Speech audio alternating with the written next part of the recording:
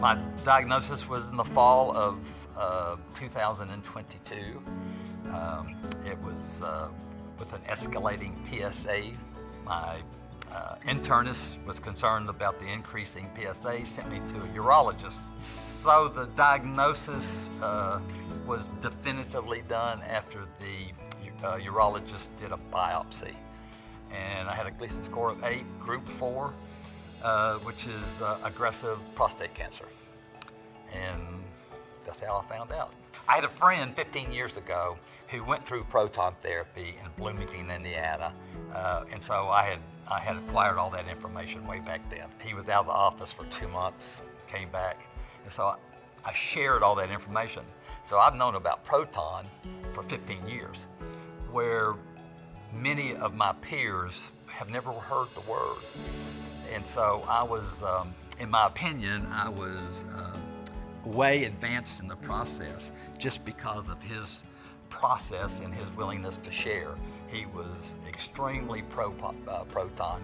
I was in Thompson within less than 5 days from the original phone call for a consultation. That is when you have this hanging over your head, that is huge. Here, they're forthright. They do it as quickly as they can, and they put you in the mix. My expectations were exactly the way it was explained to me by my friend. I've had multiple acquaintances come here, so I had high expectations, and Proton met every one of them. It was not a guess. I was totally comfortable with it. But let me tell you what I was not expecting. I was not expecting empathy. From the time that you walk in that front door, and those ladies looking at you smiling, it just brings the anxiety level down so much.